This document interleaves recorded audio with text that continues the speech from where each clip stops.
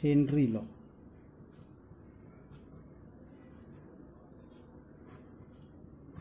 What is Henry law? Here Henry law means that is it is applicable to a solution is in gas in liquid. It is applicable to the gas in liquid. Means gas is dissolved in a liquid, that is the formation of solution. Here the Henry law is applicable. Here according to Henry law, at constant temperature the solubility of gas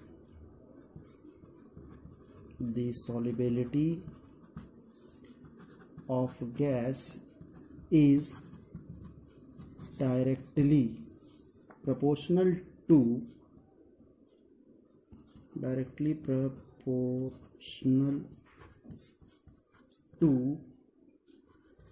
the pressure of gas. That is, or you can say, when gas is dissolved in a solvent, so whatever amount of pressure is exerted, that is the mass of gas dissolved in it. So that is said to be Henry law. Here solubility is proportional to pressure of gas. Solubility is proportional to pressure of gas. Now, so here we will say this according to Henry law, pressure P is proportional to mole fraction or mass of gas or pressure of gas or amount of gas dissolved in it. So here we will calculate M, you can say mass of gas dissolved in it. So it is also written as in terms of mole fraction. So pressure is equal to Kh into mole fraction, where Kh is a Henry constant. Kh is a Henry constant. Its value is different for different gas. It is not fixed. For different gas, its value is different. So that is said to be Henry law. It is applicable to gas in liquid. So here at constant temperature, the solubility of gas is proportional to the pressure exerted in it. That is said to be Henry law. Then application of Henry law. Its application, that is first, cold drink, or you can say soda bottle. Second application, scuba divers. And third application, at high mountain, amount of oxygen less. Cold drink, soda bottle is packed or sealed at high pressure. Scuba divers, as they are moving downward direction in the depth of the sea, high pressure is exerted, so the nitrogen is dissolved in a blood, and therefore it creates a blend, that is air in a blood, so that it causes a highly painful. Similarly, at higher altitude, amount of oxygen level is very low, so that the person who will stay there, they will causes anoxia. Then Raoult's law.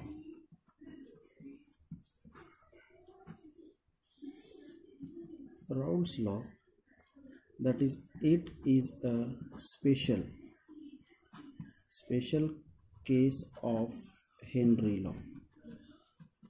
It is a special case of Henry law. that is liquid in liquid.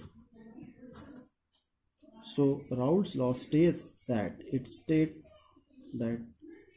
pressure is directly proportional to the mole fraction.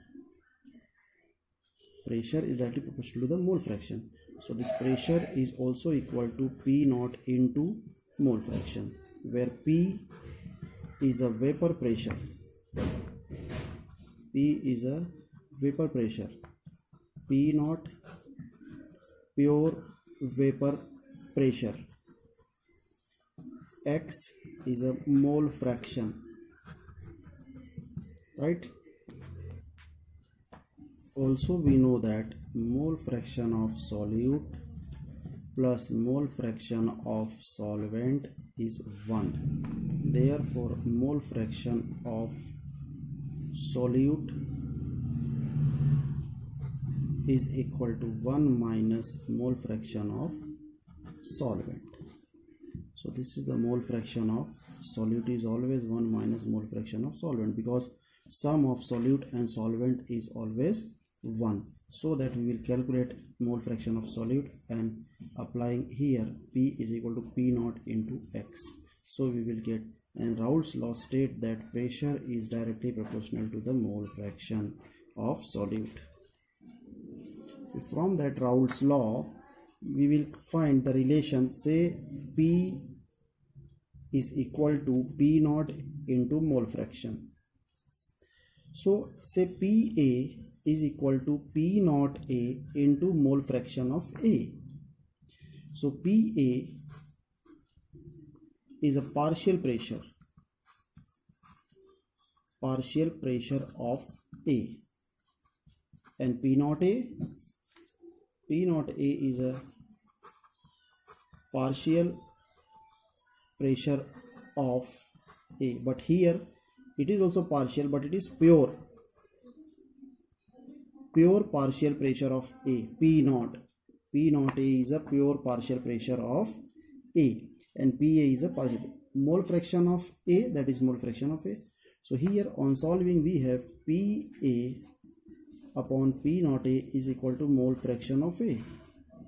So in this equation we are subtracting 1 by both sides. So here 1 by both sides means 1 minus PA upon P naught A is equal to 1 minus mole fraction of A. So on solving, P naught A PA upon P naught A is equal to mole fraction of B. So here we have P naught A minus PA. What this term? P naught A minus PA means pure vapor pressure of A minus vapor pressure of A. जब इसको subtract करते हैं इसको हम कहते हैं that is lowering vapor pressure of A, that is difference.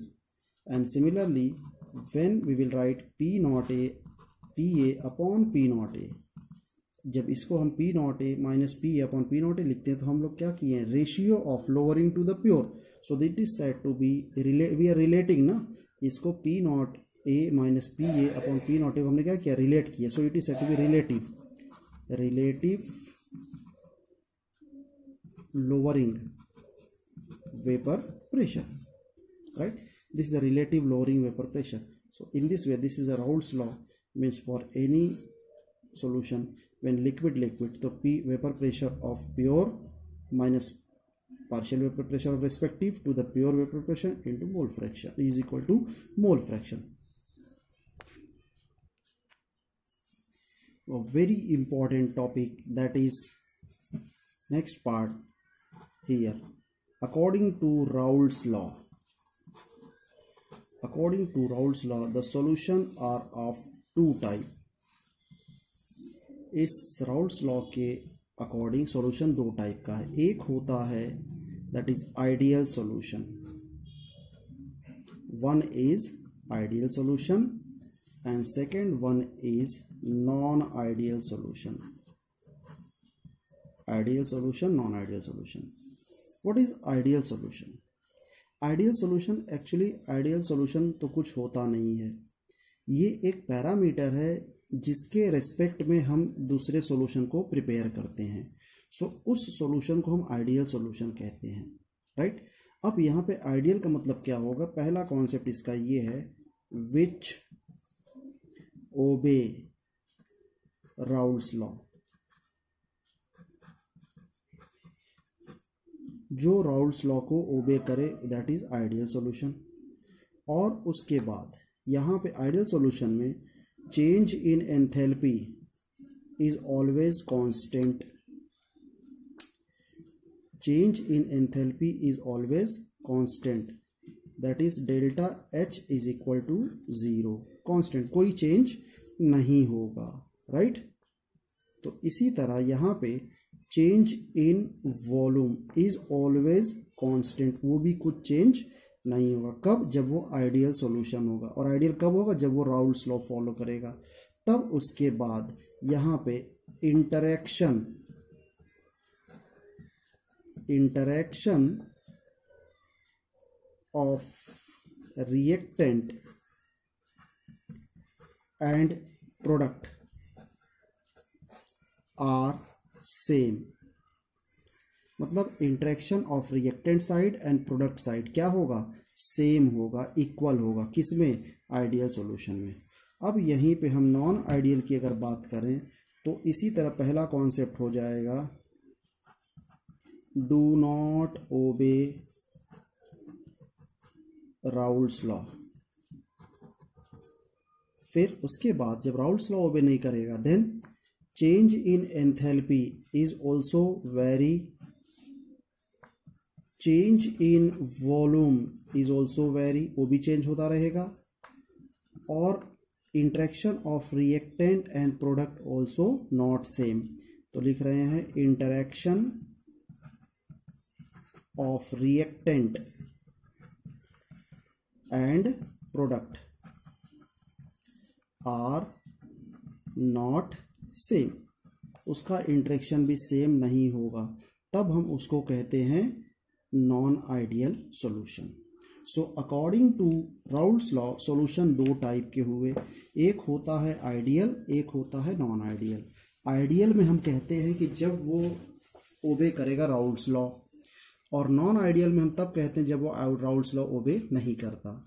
और enthalpy change और change in volume remains constant, उसकी एंथैल्पी और उसके वॉल्यूम पे कोई फर्क नहीं पड़ेगा। क्यों? क्योंकि रिएक्टेंट और प्रोडक्ट का कॉन्सेंट्रेशन और रिएक्टेंट और प्रोडक्ट का इंटरेक्शन सेम होता है। But in case of non ideal solution उसमें वेरी करेगा, राइट। नाउ अब देखिए आइडियल सॉल्यूशन का ग्राफ। जब आइडियल सॉल्यूशन हम कहेंगे तो उसका ग्राफ क्या होगा? ये रहा एक एक्सिस, ये दूसरा एक्सिस, इस एक्सिस पे हम लेते हैं मोल फ्रैक्शन और यहाँ पे लेंगे वेपर प्रेशर, क्योंकि राउल्स लॉ में वेपर प्रेशर और मोल फ्रैक्शन इसी का रिलेशन है। आप तो पता है कि pressure is directly proportional to mole fraction, तो ये रहा। और ये यहाँ पे दूसरा एक्सिस।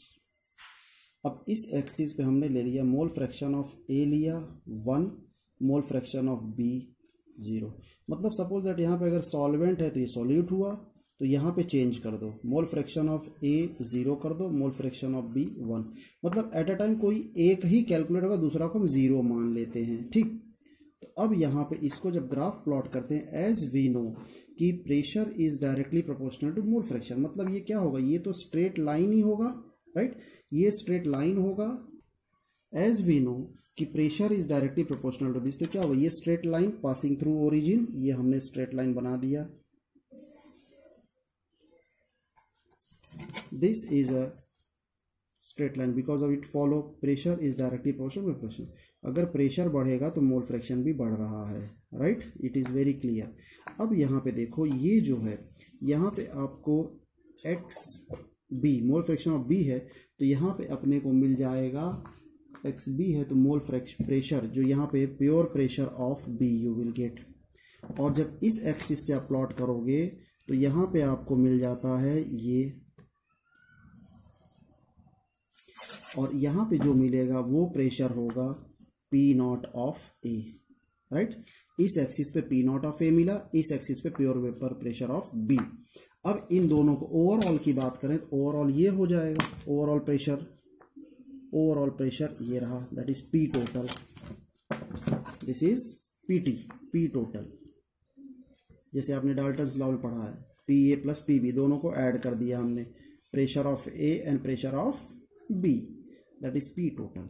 अब यहाँ पे अगर हम देखें तो इस इक्वेशन, इस लाइन का इक्वेशन क्या होगा, इस लाइन का इक्वेशन होगा as we know P B is equal to P not B into mole fraction of B, और इसका होगा P A is equal to P not A into mole fraction of A.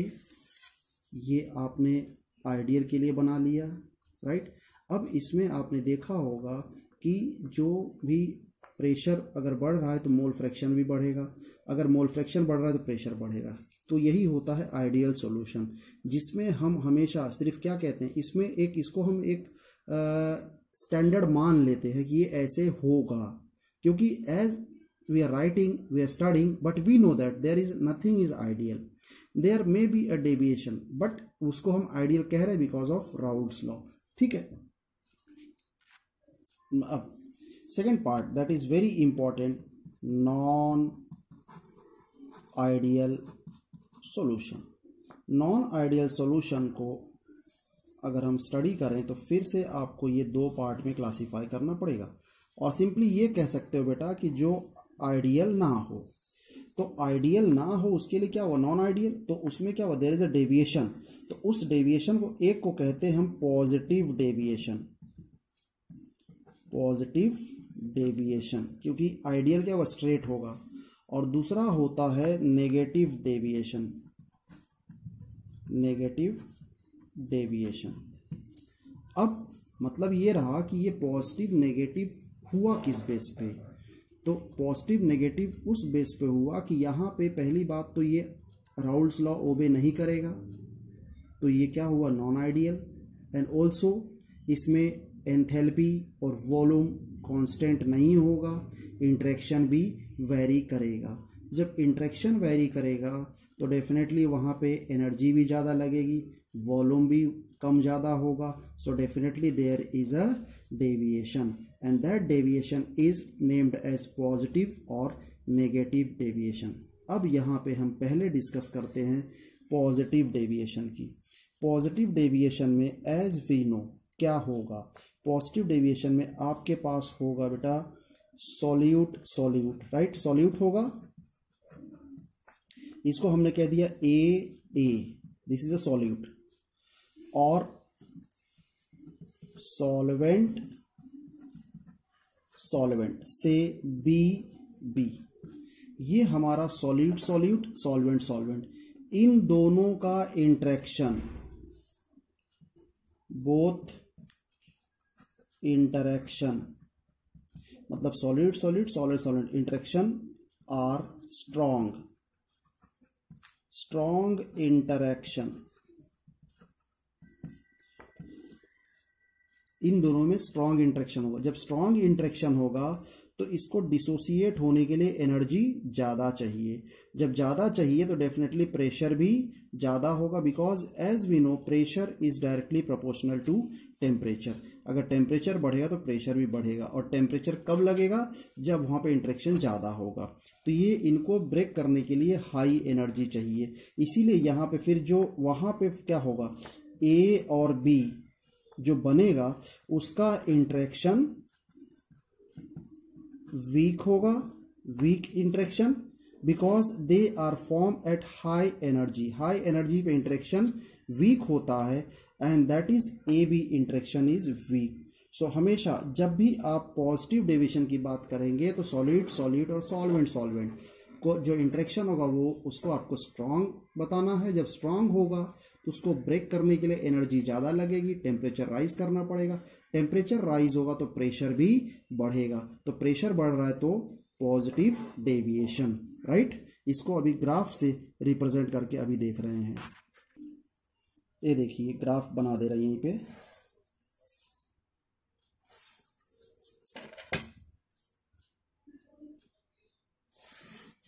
This is mole fraction और ये vapour pressure, right. अगर ये ideal होगा तो ideal तो ये रहा, दिस इज आइडियल, ये आइडियल, राइट। बट यहां पे है क्या, यहां पे बेटा ये आइडियल है, बट यहां मैं लिख रहा हूं X A is equal to 1, X B is equal to 0। यहां पे X A equal to 0, X B is equal to 1, तो यहां पे पी नॉट बी मिला, यहां पे पी नॉट ए मिला, राइट। अब इससे आपने इक्वेशन बना लिया, बट यहाँ पे हुआ क्या, यहाँ पे जो ग्राफ बनेगा वो ग्राफ बेटा देखो, क्योंकि इंटरेक्शन ए और बी का इंटरेक्शन बहुत ज़्यादा है, तो starting point and and point remains same, but the path जो करेगा वो वेरी करेगा और वो आइडियल के ऊपर से बनेगा। क्यों? क्योंकि प्रेशर ज़्यादा है, तो ये पॉजिटिव डेविएशन, देखिए इधर ये भी प्रेशर क्या होगा, ज़्यादा ही होगा, राइट। तो ये हुआ पॉजिटिव डेविएशन और ये रहा ओवरऑल, ये भी आपको पॉजिटिव डेविएशन ही रिप्रेजेंट करेगा ओवरऑल भी। स्टार्टिंग पॉइंट मतलब देखो स्टार्टिंग और and point remain same but it is lie above the graph. Clear? किसके अबव? आइडियल के। तो जब तक हम आइडियल से कंपेयर नहीं करेंगे हमको पता ही नहीं चलेगा। वो कर्व होगा, दैट कर्व में भी पॉजिटिव और नेगेटिव। तो पॉजिटिव कब होगा? जब वो कर्व उस आइडियल के ऊपर लाई करेगा। ऊपर लाई कब करेगा? जब उसमें इंटरेक्शन, जब उसमें सॉलिड सॉलिड सॉल्वेंट सॉल्वेंट का इंटरेक्शन बहुत ज्यादा होगा। नेगेटिव डेविएशन, नेगेटिव डेविएशन में होगा क्या? ठीक इसी का अपोजिट बेटा, जैसे हमने पॉजिटिव पढ़ा उसी का अपोजिट। यहां पे मैं लिख रहा हूं interaction between solute and solvent से ए और बी आर वीक। ए और बी का इंटरेक्शन वीक होगा। तो जब वीक होगा तो ये क्या होगा? ये जल्दी टूट जाएगा और जल्दी टूटेगा तो इजीली फॉर्म करेगा ए बी जो फॉर्म करेगा उसकी एनर्जी क्या होगी? कम होगी। सो that it is a strong interaction. इसका इंटरेक्शन क्या होगा? ए बी का स्ट्रॉन्ग होगा क्योंकि यहां पे वीक इंटरेक्शन, राइट। तो जब वीक इंटरेक्शन था तो टेम्परेचर कम लगा तो प्रेशर भी कम होगा। जब प्रेशर कम होगा तो जो ग्राफ बनेगा वो कहां लाई करेगा? वो बिलो द आइडियल सॉल्यूशन। तो इस तरह से ये आप नेगेटिव डेविएशन की बात करते हैं। तो नेगेटिव डेविएशन ये आपके सामने बेटा इस तरह रहा, ये ग्राफ एज इट इज। ये देखिए, आइडियल तो बनाना ही पड़ेगा, बिना आइडियल से बता ही नहीं पाओ क्योंकि रिलेट नहीं कर पाएंगे। और जब रिलेट कर लोगे तभी वो पता चलता है पॉजिटिव और नेगेटिव। This is ideal. अब यहां पे लेबल कर दिया, ये हो गया mole fraction, this is vapour pressure. यहां पे X A is equal to 0, X B is equal to 1, X A is equal to 1, X B is equal to 0। यहां पे पी नॉट बी, यहां पे पी नॉट ए। अब जब इसका graph plot किया बेटा तो यहां पे जो कर्व मिलेगा वो कर्व का starting point and and point remain same but it lie below. क्योंकि आपने कहा कि वो क्या है, उसमें इंटरेक्शन बहुत कम है। इंटरेक्शन कम है तो लाई बिलो, ये भी बिलो ही लाई करेगा। और overall also lie below. So that is said to be negative deviation. इस तरह से पॉजिटिव नेगेटिव डेविएशन हम स्टडी करते हैं और ये टॉपिक बहुत इंपॉर्टेंट है बेटा। और इसका जो एग्जाम्पल है दोनों का वो आगे मैं डिस्कस कर रहा हूं। पहले आप इसका ग्राफ, इसके how it form, how it relate with ideal, then we will discuss its example. Now here example of positive deviation. Which example show positive deviation? So example in case of N hexane और N heptane, ये ले लें हम, तो हमें वो positive deviation show करेगा, N hexane और एन हेप्टेन। और water and alcohol, water and alcohol that is CH3OH और मिथेनॉल यू कैन से, और water and alcohol that is C2H5OH also, ये भी पॉजिटिव डेविएशन ही शो करेगा। क्योंकि जब आप इनको मिलाओगे, है ना, एन हेक्सेन एन हेप्टेन को, जो इंट्रेक्शन एन हेक्सेन और एन हेक्सेन का है वो ज़्यादा है और एन हेप्टेन का भी ज़्यादा है, तो इनको तोड़ने के लिए एनर्जी ज़्यादा लगेगी, hence it form positive deviation, right. और इसके बाद फिर आता है negative deviation. Negative deviation, negative deviation में आपको यहाँ पे दिया है मिक्सचर ऑफ सॉल्यूशन लेंगे, एक H2O ले लो और एक HCl ले लो। H2O और HCl का जब इंट्रैक्शन होगा तो इनका इंट्रैक्शन काफ़ी वीक होता है, and so that it dissociate and form negative deviation. और you can say H2O and HNO3 कोई एसिड ले लो, ये भी नेगेटिव डेविएशन शो करेगा।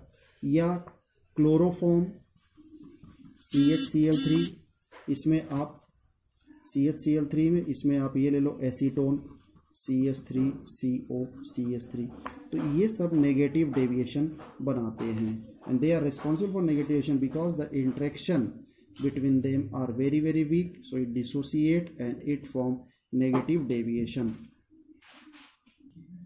नाउ फिर इसके बाद next very important topic that is azeotropic mixture. What do you mean by azeotropic mixture? Azeotropic mixture का मतलब होता है वह मिक्सचर जिसका बॉइलिंग पॉइंट सेम रहे, कभी चेंज ना हो, that is said to be azeotropic mixture. A mixture whose boiling point remains same. I am writing here mixture of boiling point remain same, right. अब ये जो एजियोट्रॉपिक मिक्सचर होता है बेटा, it is also classified into two type. One is minimum boiling azeotropic, and here maximum boiling azeotropic mixture. Minimum boiling, what do you term minimum boiling indicate? Minimum boiling जो कम boil हो। कम boil कौन होगा? जिसमें interaction बहुत ज़्यादा होगा, मतलब वह चीज़, वह सॉल्यूट या सॉल्वेंट जिसमें इंट्रैक्शन क्या हो, जिसमें इंट्रैक्शन स्ट्रांग हो। जब इंट्रैक्शन स्ट्रांग होगा, जब इंट्रैक्शन स्ट्रांग होगा तो इनको तोड़ने के लिए एनर्जी ज़्यादा लगेगी, सो बॉइल कम होगा। Responsible for positive deviation, that is responsible for positive deviation, ये बन जाता है पॉजिटिव डेविएशन, राइट। अब पॉजिटिव डेविएशन के सारे चीज इसमें कंप्लीट लिख दोगे विथ ग्राफ के साथ, right. As well as maximum boiling, maximum boiling में क्या होगा, वही चीज ए और ये बी, इनका इंट्रैक्शन यहाँ पे वीक इंट्रैक्शन। जब वीक इंट्रैक्शन होगा तो वो जल्दी टूटेगा तो प्रेशर कम होगा। जब प्रेशर कम होगा तो डेफिनेटली वहाँ पे क्या होगा, वेपर प्रेशर कम है तो वो नेगेटिव डेविएशन रिस्पॉन्सिबल करेगा, नेगेटिव डेविएशन। ये लिखा, इसका ग्राफ बना दिया और फिर इसको रिप्रेजेंट कर दिया विथ एग्जाम्पल। अब एग्जाम्पल तो आपको पता ही है, यहाँ पे आप बनाओगे ग्राफ, राइट, और फिर इसका एग्जाम्पल। ये मैं आपके लिए छोड़ रहा हूँ क्योंकि ये आप लिखोगे बेटा, यहाँ पे भी पॉजिटिव का ग्राफ बनाओगे और ये इसका एग्जाम्पल। इससे आपको क्लियर हो जाएगा एजियोट्रॉपिक मिक्सचर होता क्या है, और ये टॉपिक भी उसी पॉजिटिव नेगेटिव से रिलेट है। Is it clear? यह वह मिक्सचर होता है जिसका बॉइलिंग पॉइंट सेम रहे। फॉर एग्जांपल एक छोटा सा बता दे रहा हूँ, जैसे हमने लिया H2O और HCl, ये एजियोट्रॉपिक कब होगा? जब हम वाटर लेंगे 5% और 95% HCl लेंगे, तो जो ओवरऑल सॉल्यूशन बनेगा उसका बॉइलिंग पॉइंट सेम रहेगा। ऐसे ही एक और एग्जांपल देख लो, हमने ले लिया H2O और ले लिया HNO3। यहाँ पे H2O जो ले लिया हमने ले लिया 32%, ये 68% HNO3, 32% वाटर। इसका जो सॉल्यूशन बनेगा बेटा उसका बॉइलिंग पॉइंट HNO3 के बराबर रहेगा। That is said to be azeotropic mixture. और ये सब चीज़ें अब आप प्रिपेयर करके रख लो, ठीक, वेरी इंपॉर्टेंट पार्ट।